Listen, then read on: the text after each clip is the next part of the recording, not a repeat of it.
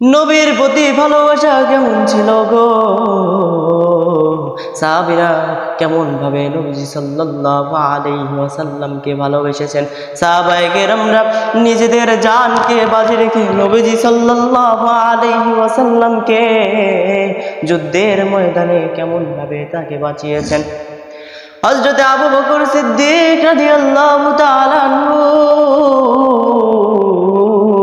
নবীজি সাল্লাল্লাহু আলাইহি ওয়াসাল্লাম শুধু ডাক দিয়েছেন, আবু বকর যুদ্ধে যেতে হবে, যুদ্ধে যেতে হবে।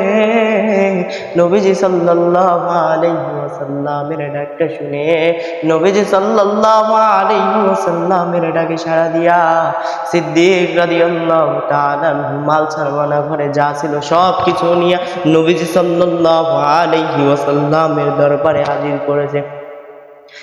নবীজি সাল্লাল্লাহু আলাইহি ওয়াসাল্লাম যখন জিজ্ঞেস করল, আবু বকর তুমি তো সব কিছু নিয়ে এসেছো, তোমার ঘরের মধ্যে কি তুমি কিছু রেখে এসেছো? তখন ডাক দেয়া বলে, ও মায়ের নবী গো,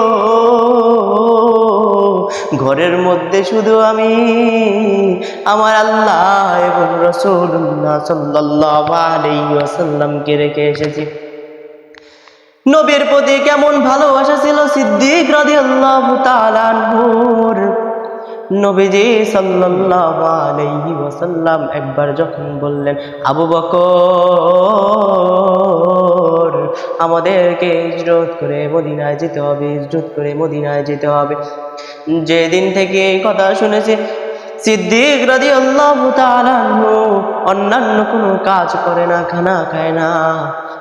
সে শুধু ভাবে কখন জানি নবীজি সাল্লাল্লাহু আলাইহি ওয়াসাল্লামের ডাক এসে যায়, ওরে আবু বকর হিজরতের সময় হয়ে গেছে, চলো না, চলো চলো আমার সঙ্গে চলো।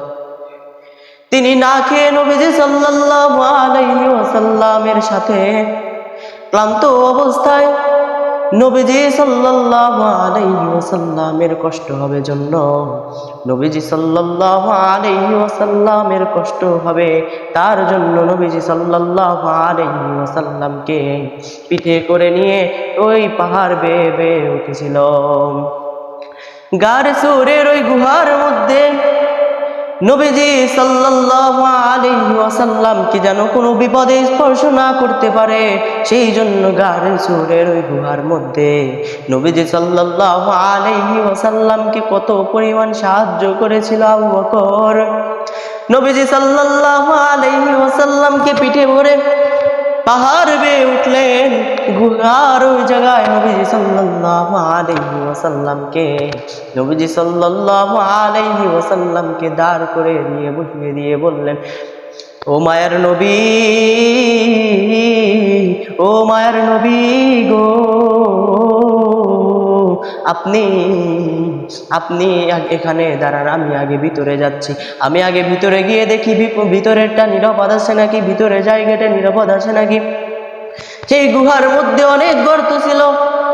আবু বকর রাদিয়াল্লাহু তাআলা আনহু কাপড় দিয়ে সমস্ত গর্তগুলোকে আটকে দিল, কিন্তু একটা গর্ত আটকানোর মতো কাপড় ছিল না।